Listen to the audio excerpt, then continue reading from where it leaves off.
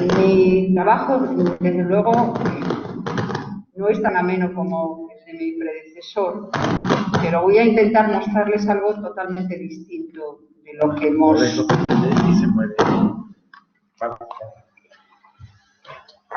de lo que puede entenderse por un marco archivos, pero más de la zona norte.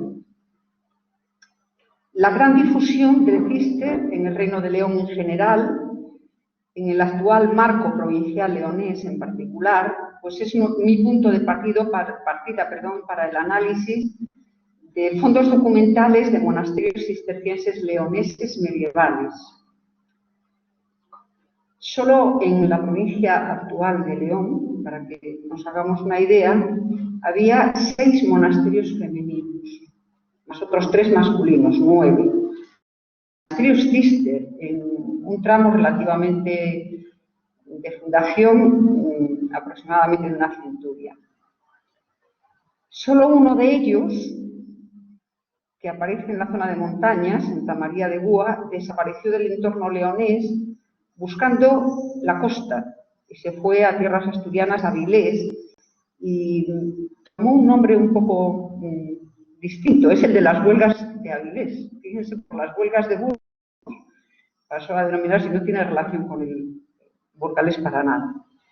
La riqueza y el interés por los 5 fondos documentales medievales restantes ha propiciado su publicación, en su mayor parte en una colección muy conocida para el mundo medieval, que es la colección de fuentes y estudios de historia leonesa, que en su día dirigió Fernández Catón.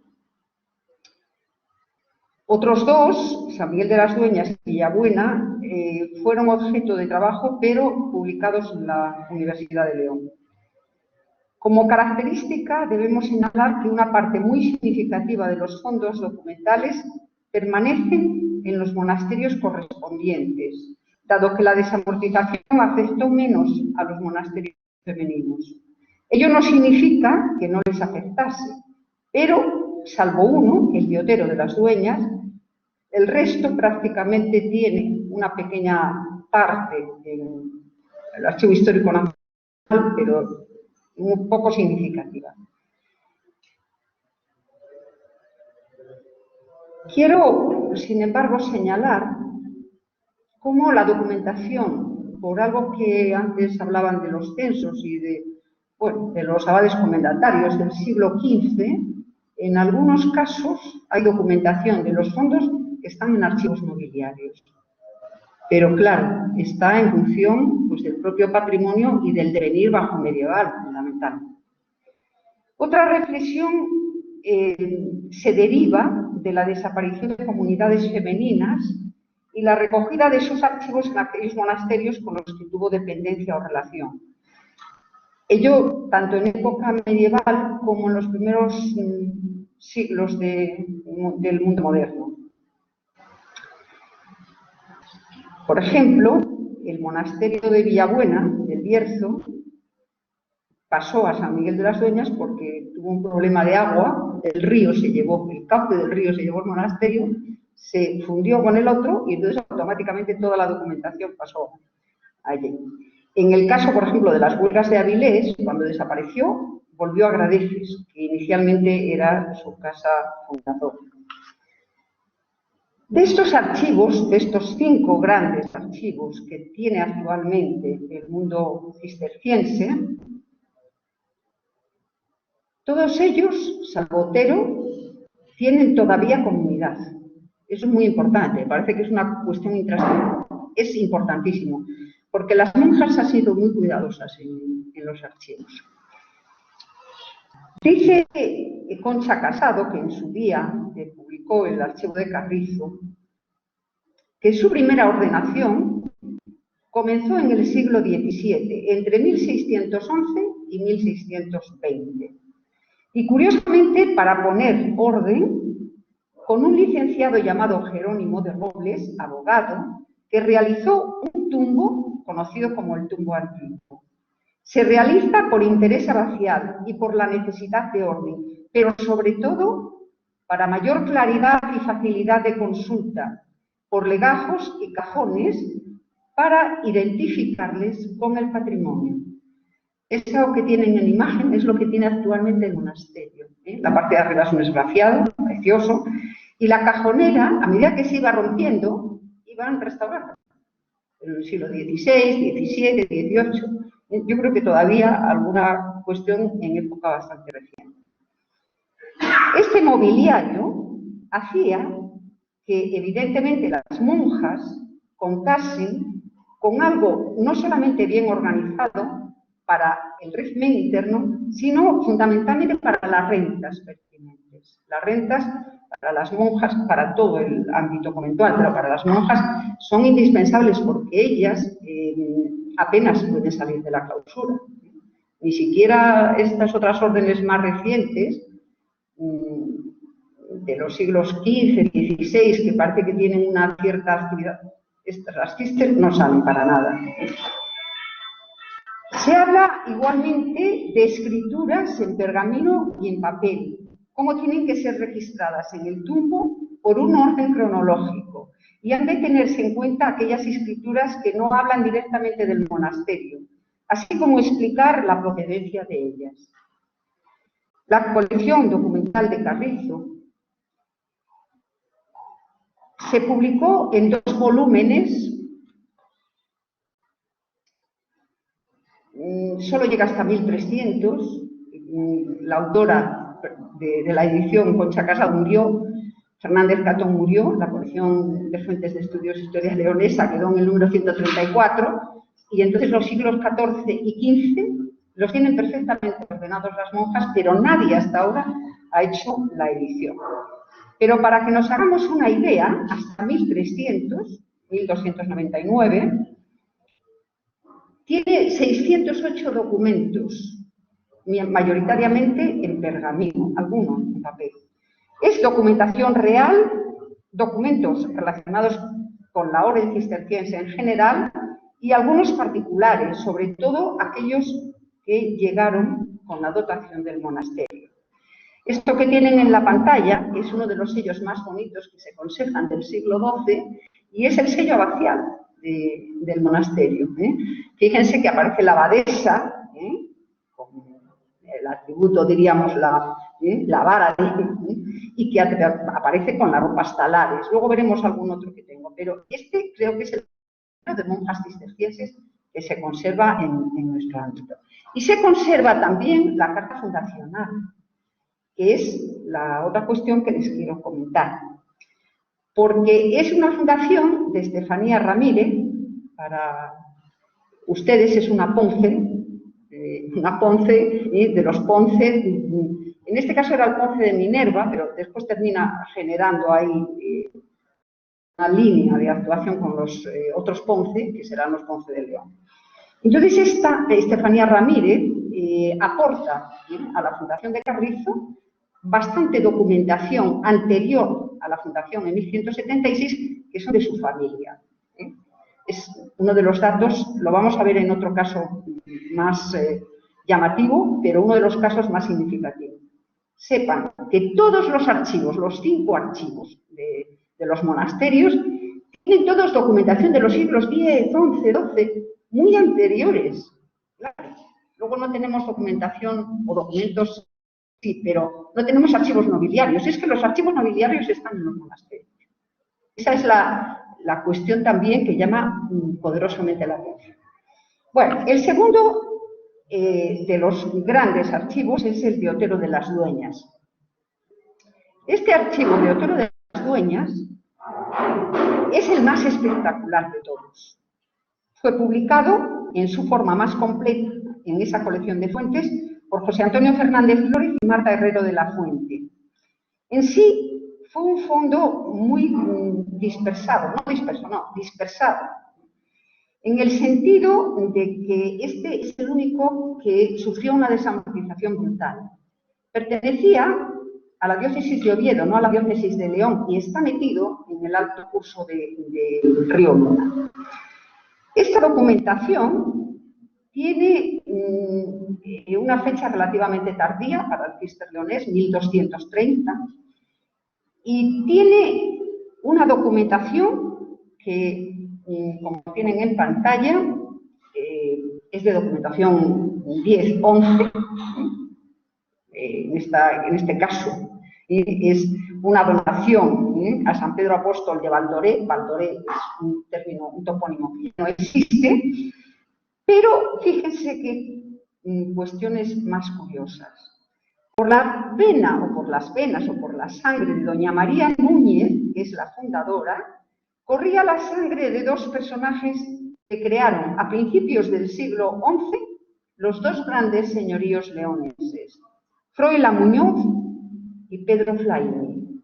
El primero procedente de Asturias y hacendado en el Valle de Luna, que acumula propiedades alrededor de la villa de Viñallo, donde más tarde se erige este monasterio de Santa María de Otero. El segundo haría lo mismo, pero a orillas del Esla. Ambos condes eran los antepasados de María Núñez y de ellos es prácticamente todo el archivo monástico de esta primera fase. Dos archivos nobiliarios reunidos y organizados por los ascendientes y descendientes de lo que quizá podríamos considerar portaestandartes o figuras más representativas de estas respectivas familias, los condes citados, Froilán Muñoz y Pedro Flaín. Y en las comarcas exactamente de la zona montañosa, del Esla y de Luna. Hablamos de 500 documentos entre el 946 y la época de la fundación del monasterio. 500 documentos en pergamino. Quiero señalarles que es el mayor archivo nobiliario que tenemos ahora mismo en León y que estaba totalmente metido en el monasterio, porque ella murió sin descendencia. Primero estuvo en el monasterio de Carrizo, luego con las de Gradefes y al final, muy en la última etapa de su vida, decidió fundar el monasterio. Y entonces llevó todo el archivo nobiliario, lo llevó íntegro al monasterio. Llama mucho la atención, 500 documentos, es yo creo que una masa relativamente importante. En su mayoría estos documentos son todos originales y en un alto porcentaje relativos a una larga serie de miembros de esta parentela Froilán y Flaín que dominaron la ciudad de León y las Somozas desde finales del siglo X. Brillan no solamente el conde Flaín Muñoz, también Pedro Flaín, sus nietos, y María Froilán, que fue esposa del último e hija de Froilán Muñoz. Todos ellos estarían hablando de la parentela de la fundadora. El primer volumen de los documentos publicados tiene 320 documentos, el segundo, hasta 1300, 485.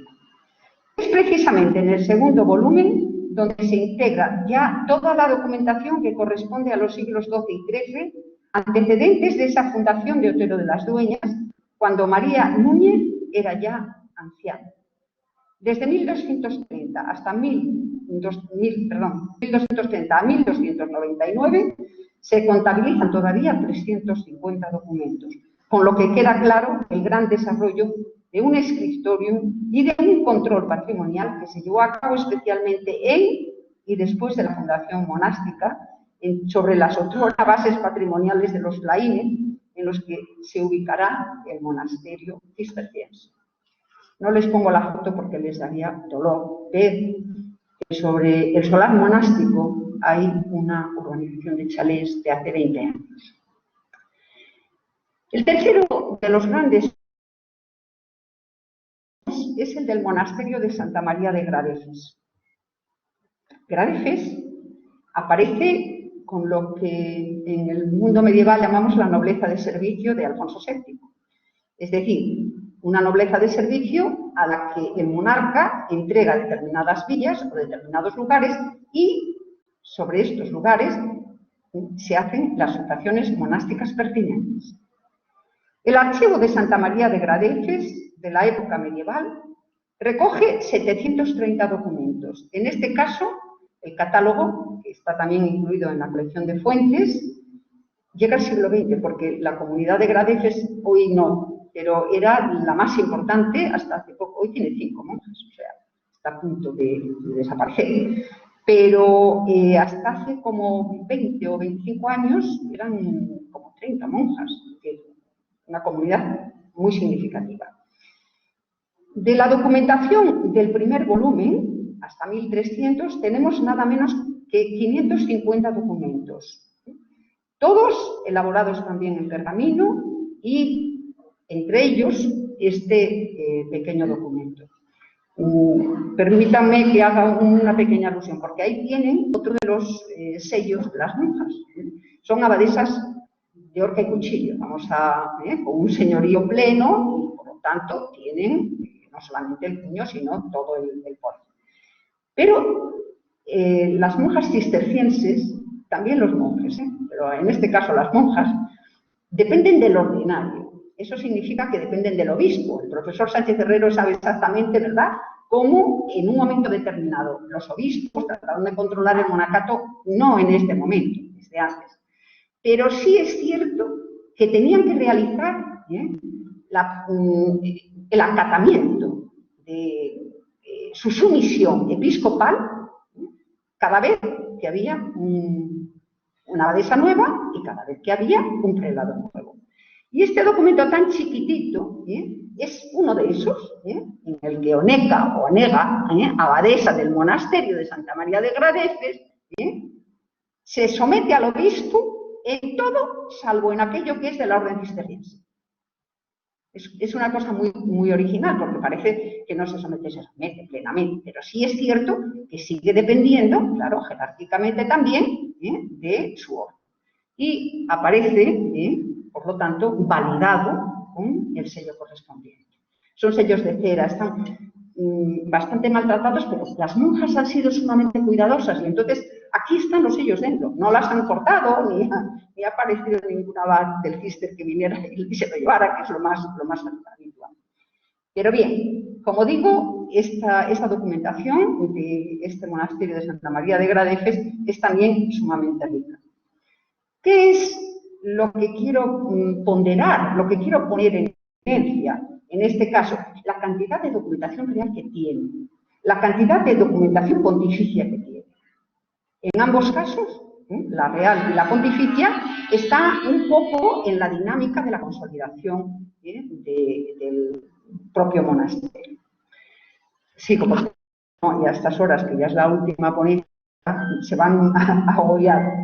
El siguiente documento, este es el del monasterio de Gradefes, el de la fundación, por el que le entrega la villa y demás. El siguiente monasterio y archivo es el de San Miguel de las Dueñas. Esta es la pobreza. Fíjense que estábamos hablando de más de 500 documentos. El archivo de San Miguel de las Dueñas es sumamente pobre, a pesar de que es un monasterio del infantado. El monasterio está registrado en media docena de documentos de la Catedral de León, no del archivo monástico, del siglo X, pero tuvo muchos problemas porque pasó a Gonzalo Bermúdez, que es uno de los nobles que se enfrentan a Bermudo II. Y evidentemente en las revueltas pues sale perdedor, con lo cual se incauta el monarca del monasterio, lo adjunta al infantado y en 1152, con esa infanta reina Sancha, hermana de Alfonso VII, se recupera la vida monástica. No tiene absolutamente nada, pero nada, anterior a la fundación del monasterio. Fíjense el cambio respecto a, por ejemplo, el de Otero de las Dueñas que les comentaba. El primer documento que tiene es este, y encima es una copia. Y es precisamente el documento por el cual la infanta reina Sancha, con la colaboración de Alfonso VII, recupera la vida para el monasterio. Es, como digo, el monasterio más pobre de todos. Pero tengo que señalarles que este es uno de los que tiene un fuero agrario, de los pocos que tiene la consolidación de la estructura del pueblo. Es bastante habitual, yo creo que por lo menos en el escenario septentrional, que algunos de estos monasterios den origen a los pueblos. Es el caso. San Miguel de las Dueñas, todavía hoy, la parroquial, es la del monasterio. Y en el siglo XVI, que quisieron hacer, independizarse, por supuesto, expediente está en Simancas, la abadesa se impuso y por encima de ella no pudieron, vamos a decir que separarse de esa dependencia monástica.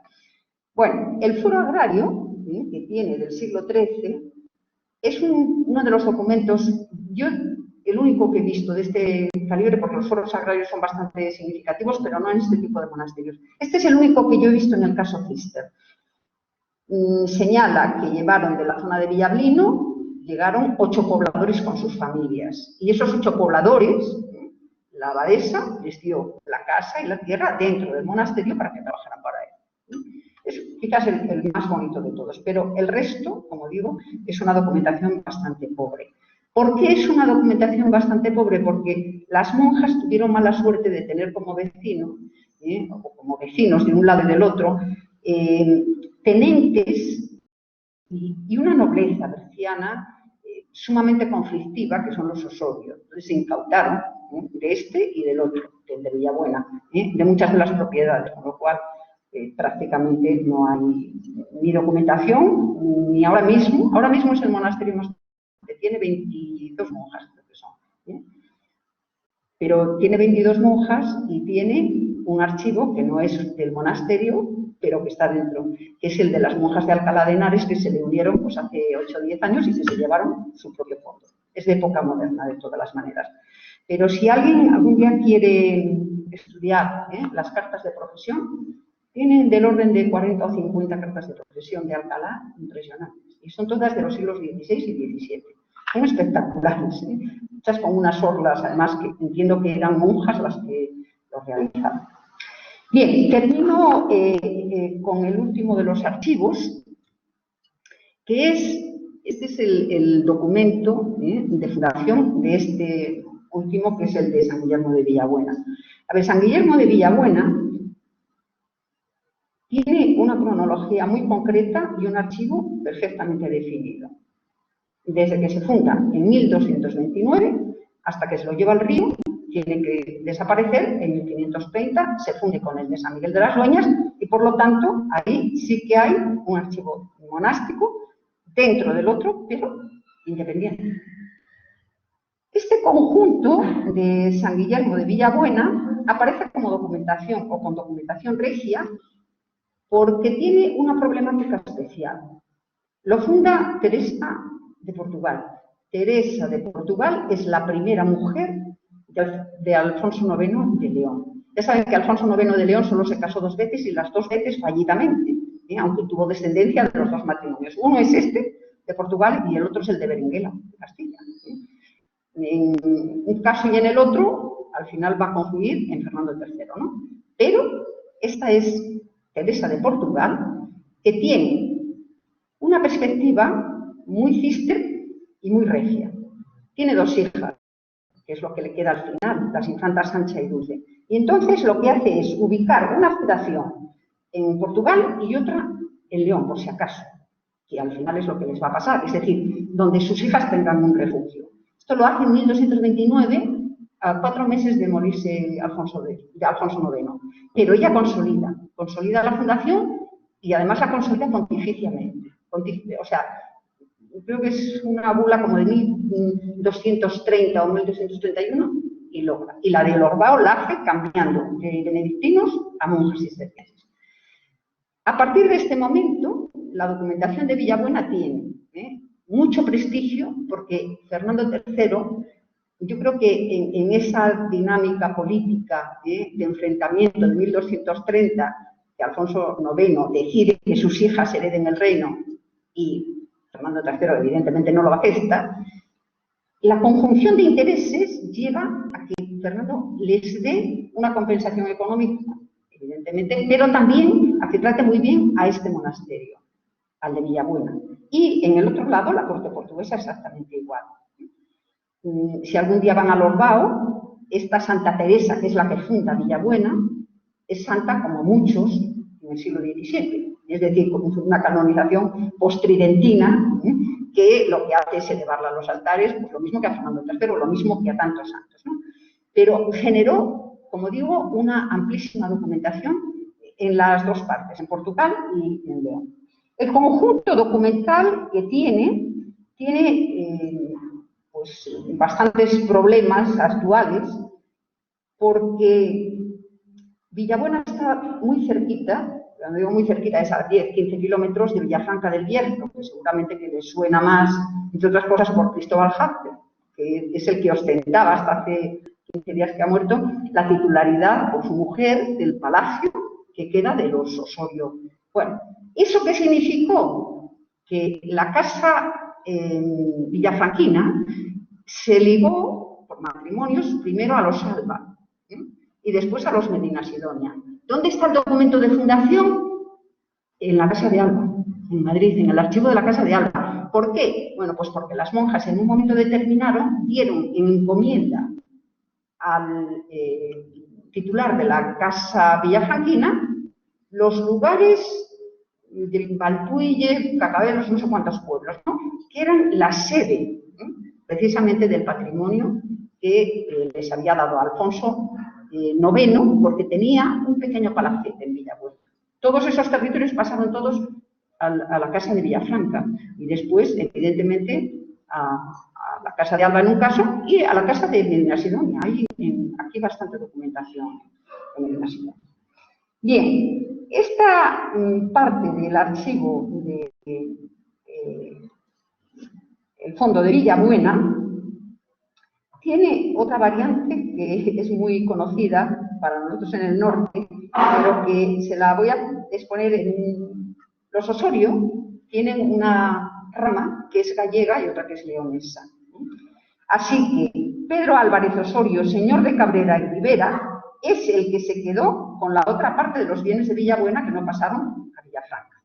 Y en ese sentido, por usurpación, es decir, por la guerra entre ellos. Es una guerra entre los Osorio que llega hasta los Reyes Católicos y que mucha de esta documentación significaba pues, todo el patrimonio de las monjas. Las monjas terminaron endeudadas con el monasterio cercano de Villafranca porque no tenían de qué comer.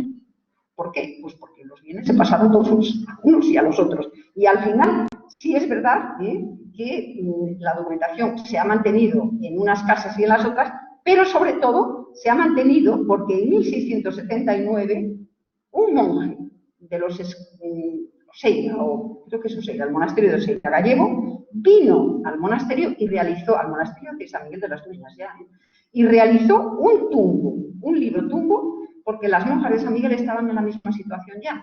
Y entonces lo que trataban era de recuperar, a ver si podían, a través de la documentación, recuperar fincas, recuperar censos y sobre todo recuperar rentas.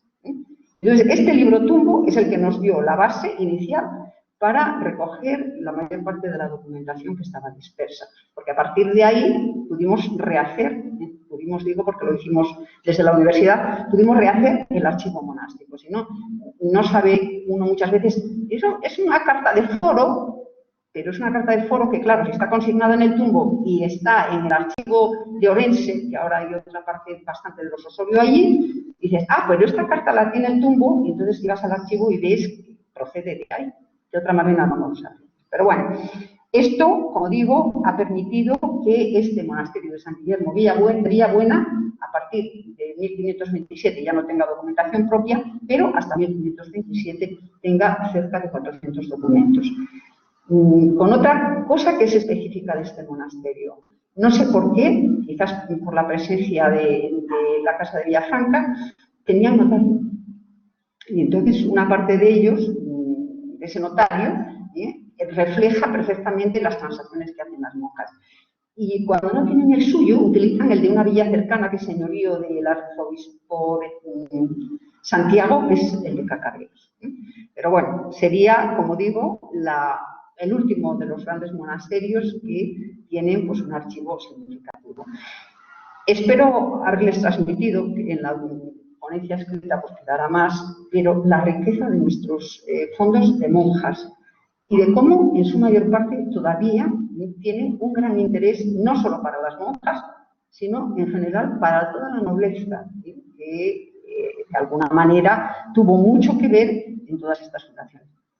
Todos los monasterios que les acabo de señalar son o de fundación nobiliaria o de fundación regia. En el caso de Villabuena, en el caso de Gúa, son fundaciones las dos regias. En el resto, sobre esa nobleza de servicio que les había señalado. Muchísimas gracias por la atención.